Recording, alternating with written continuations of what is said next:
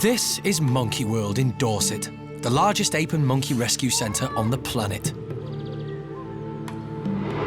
Today on Monkey Life, it's a race against time as the team try to stop an infection spreading amongst the chimpanzees. If you can get them on right antibiotics, and if they leave them alone, there's every chance they'll heal up. But there are two big ifs there. The orangutans are watching their weight, and the lemurs and macaques meet for the very first time. Even though those guys don't really belong together, if it's good for the remaining years for those individuals, why not give it a go?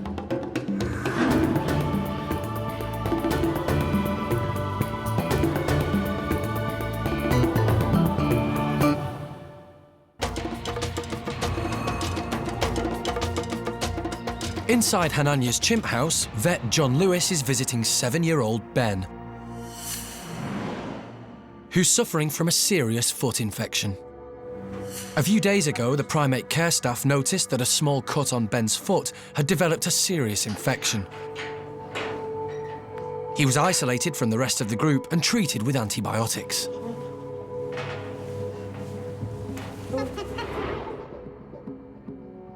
Today, John wants to check that the infection is clearing up and that there's no more treatment necessary. It's not the right colour, is it, my friend? Not really. Did these all start as small nicks and wounds, which you just think would heal up? Yeah. Perfectly naturally. I mean, to be honest, most of that tissue, although there's a huge amount of erosion of the skin, etc., most of the tissue underneath doesn't look desperately necrotic. It's pink, it's granulation tissue there, and so I'm in an infection. Of course there is. John can see that Ben's foot is healing, but the skin is very fragile, so Ben can only be treated with medication. If you try and operate on tissue which is sort of looks crumbly, it is crumbly, stitches will just pull through that, and it's superficially infected, you will end up with a surgical wound that's not closing properly, the stitches will break down, and it'll get infected. So leave it alone until you can get rid of all that infection. And if he loses a bit of the toe tip, he loses a bit of the toe tip. That's really, to my way of thinking, that's of no consequence whatsoever. He'll still be a chimp, he'll still run around like a loony, etc., with 5 toes, 4 toes, or 3.5. When you lost half a finger, it's not bothering you, is it? Not a lot. But although it's good news for Ben, John is suddenly confronted by a much bigger problem. It's just her last shamak out there. The other chimps have developed similar-looking sores and have been placed in isolation as well. Which makes you wonder what's growing in them. Including Ben's half-sister, Pip.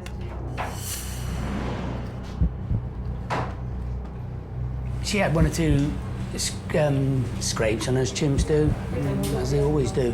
And Ben has been attending to them and picking at them. The skin lesions look extremely sore and inflamed, just like Ben's. Same with her, small wounds turning into scabs. Okay.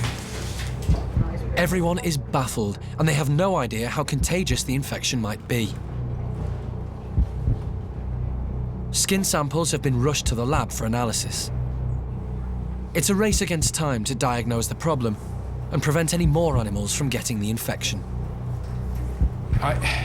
If you can get them on right antibiotics, and if they leave them alone, there's every chance they'll heal up. But there are two big ifs there. Later, the lab results are in, and the team are even more puzzled. It is still rather confusing, though. They have identified another bacteria from Pip.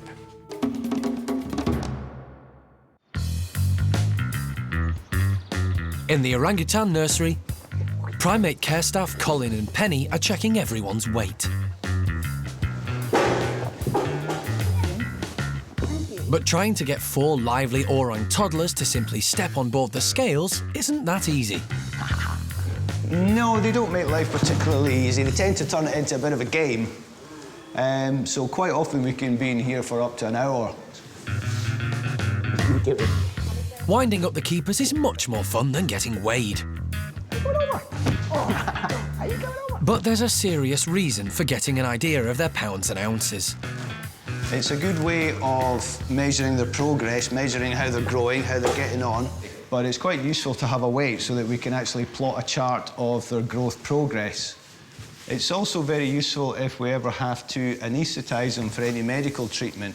We need an accurate weight so that we can give them the correct dose of anaesthetic. We don't want to overdose or underdose them. So it's quite useful for these two reasons.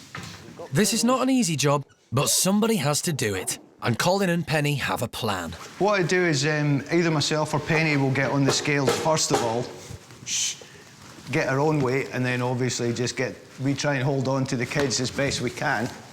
Then just, you know, subtract what will be their weight from the final total. And as usual, they always come to the person that doesn't have the scales. That's the, thank you. That's the traditional method. On the face of it, it's a perfectly sensible plan. But Linga has other ideas. The idea with this as well is to make it into a kind of a game. If you really focus and really concentrate on, you know, I must hold you and I must get away from you, they don't really respond that well. You like to keep one hand attached to something, so it's quite tricky. You can catch them as they swing, thus. And then you've got a couple of seconds to get an idea of the weight. Sorry, Colin. Confident as you sound, that's not going to happen. It's time for Penny to step into the arena. Let the professionals do it. Professionals do it, OK.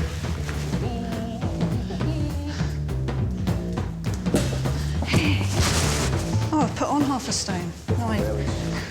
That's my hair you're holding on to there.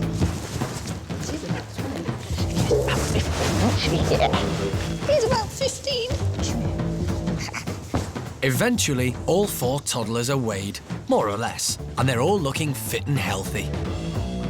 And now, and only now, does Linga decide that the scales look interesting after all. If only she'd decided that an hour ago.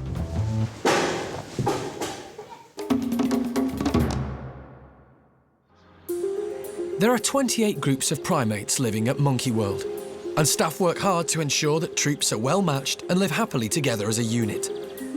But sometimes things just don't work out, and monkeys have to be moved. Today, the team are hoping to resolve some gripes amongst a few of the park's older residents by creating a brand new group in a vacant enclosure. Rather than leaving the house in the enclosure that's beautiful, laying there empty, waiting for our next rescue, we thought the geriatric stump-tailed macaques, which would be Coco, Gerald, and Roland, we thought that they would actually go in here really quite well, and they can scoot around. And, well, we have 4 remaining stroppy female old-timer lemurs. They were making the boys' lives a nightmare up in Malagasy, so we thought that the stump-tails could live in the house and in the enclosure down low. The ringtails could bounce around above them as they will, and that everybody will sort of just coexist. In the wild, lemurs live in Madagascar, an island off the southeastern coast of Africa, and macaques like stump-tails live in southern Asia. So there are normally 4,600 miles and the Indian Ocean separating the two species. This will be the first time that these old monkeys will have met one another, and everyone's anxious to see how they'll react. Even though those guys don't really belong together, if it's good for the remaining years for those individuals, why not give it a go? I mean, that's what we do here. So what we're doing is looking at the welfare of the 2 groups and thinking that actually they might benefit from a little bit of stimulation from each other. For us, that's the main thing, is keeping their minds busy, keeping them occupied, and keeping them in a good environment that meets their needs. First out of the travelling boxes are the macaques. They just get along with what they have to do and take it all in their stride. More at market, huh? Now it's time to let the lemurs into the house. But they seem to be a lot more anxious. They're released into a bedroom alongside the macaques, so that the 2 groups can check each other out from a safe distance. The elderly macaques don't seem in the slightest bit bothered by their new roommates. And the lemurs have calmed down. So the team decide it's time to open the linking door and let the groups interact. Roland makes his way into the other room, followed by Gerald. But the lemurs are still tentative. Coco's also a little more wary of the new neighbours and hangs back. But then she spots something. Gerald's tucking into lunch, and that's enough to change her mind. And as the macaques settle down to enjoy their meal, the lemurs rapidly realise that they're missing out.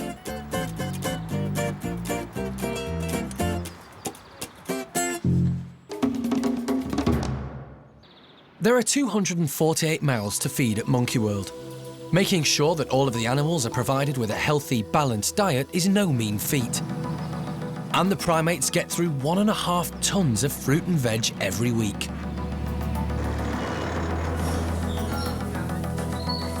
There are a grand total of 94 capuchins now living at Monkey World, and they're fed a main meal twice a day, with some nice snacks in between. Today, the bachelor group's afternoon treat is walnuts. It's the first time the group have tried them, and as everybody knows, a walnut is a very tough nut to crack.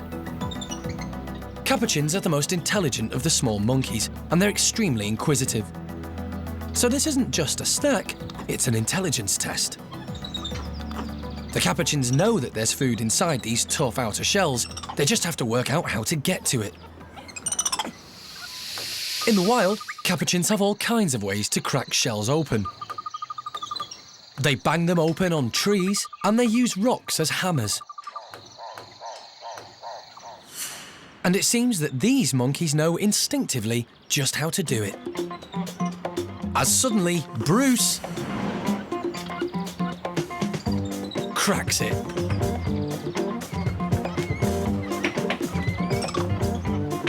And once they've seen how it's done, it's not long before the others get the idea. This is a world away from the capuchins' previous lives confined in small laboratory cages. It's amazing to see these monkeys acting in such a completely natural manner. And once you've got the knack, walnuts are a cinch. But not for everybody. Poor Felipe just cannot get the hang of it. And by the looks of things, it's going to keep him busy until the next meal.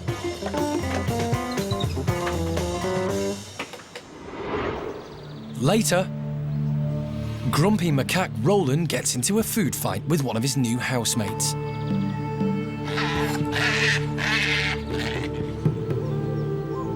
And keeper Toby finds out if Max the marmoset is sticking to his diet. Losing 50 grams to us might not seem a lot, but to them it's quite a big portion of their body weight.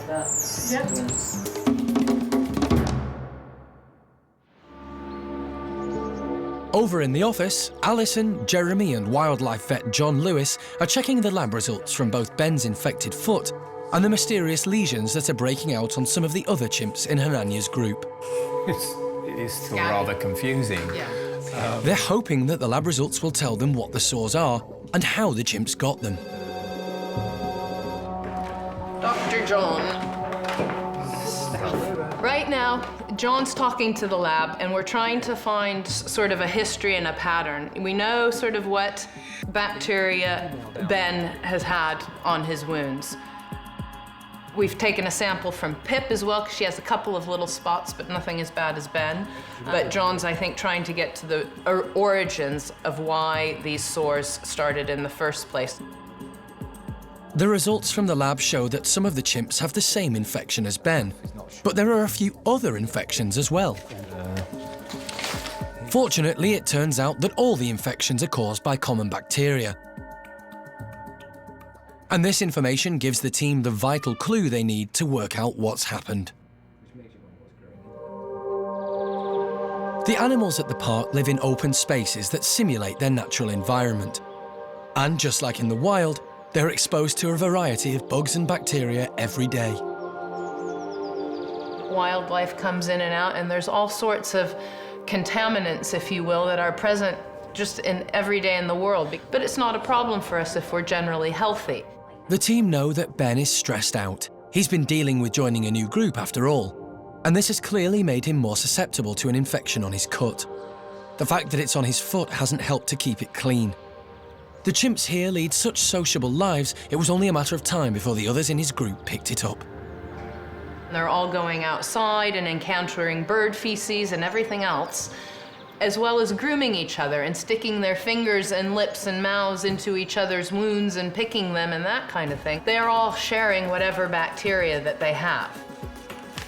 The lab results show that Ben's initial infection spread through the group, causing those lesions. And then other bugs present in the environment attacked the already vulnerable chimps, adding to their woes.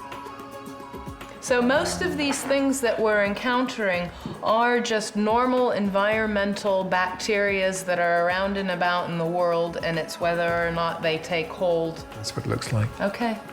It's a complex diagnosis, but now that John knows exactly what bacteria are involved, he can figure out the right combination of antibiotics he needs to treat the problem.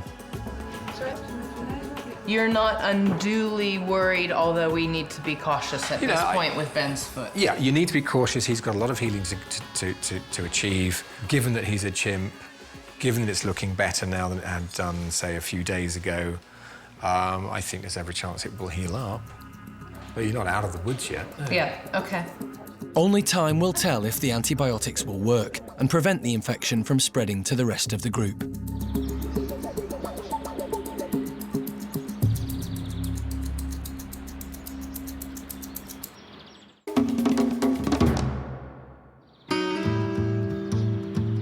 On the other side of the park, it's time for the marmosets to be weighed.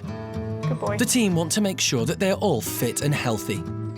Unlike the chaos in the orangutan nursery earlier in the day, Keeper Toby has everything under control. What we're doing here with the boy marmosets to actually get them to sit on the scale is known as target training. Good boy, Marcel.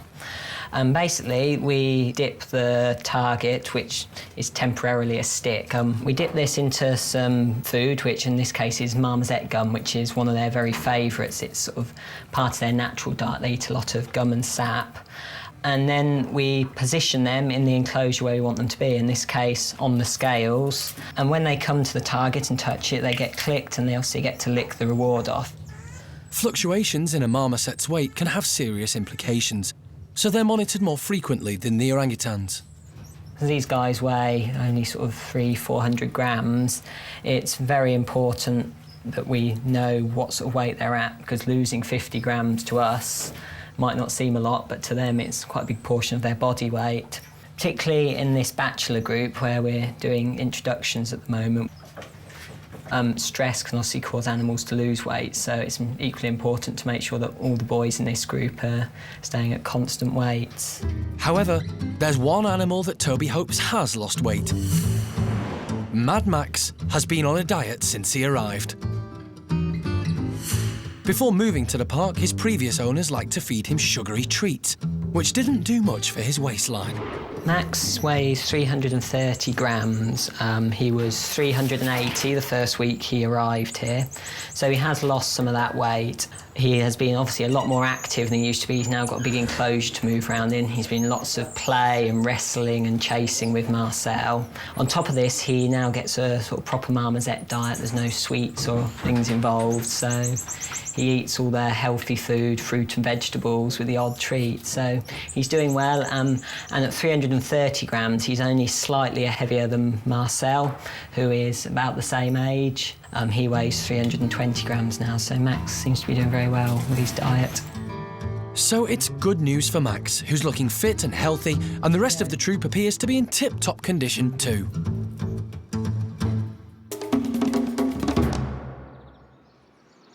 Back at the old Capuchin house, a bunch of geriatric housemates are checking out their new outdoor enclosure. This is the first time that these ring-tailed lemurs and stump-tailed macaques have ever lived together, and it's clearly going to take some getting used to. Their first challenge: can they share feeding time without a fight? The keepers have provided them with some fruity ice lollies. They've been fixed at different heights to suit the feeding habits of both species and to make sure everyone gets something to eat. Lemurs like to feed in the trees, whilst macaques like to forage around at ground level. But macaque Gerald seems to have forgotten he's supposed to forage at ground level. He loves his food so much, he's willing to climb to get to it. The macaques are on a strict diet, so any snacks between meals are a real treat, and Gerald is certainly going to make the most of it.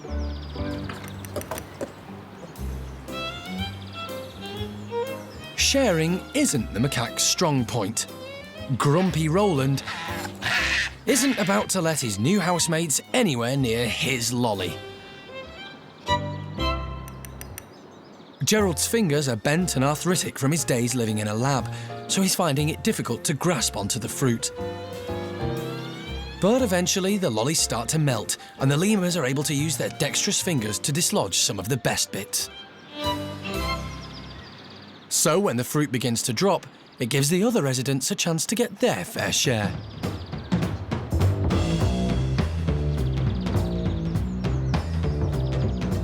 Both of the new residents of this house are clearly strong-willed and determined to get their own way. But together, they may just benefit from one another's company. Next time, Chimp Ben loses one of his infected toes, but the staff are relieved. Yeah, the vet's advice was that really they couldn't do anything surgically for Ben because the whole of the foot area is an open wound. I'm bigger than you, OK? Jeremy has a run-in with feisty female orangutan Linger. Oof. And it looks like another chimp has been struck down by the bacterial infection. We want her to be able to breathe, obviously. If it swells much further, that will be very difficult.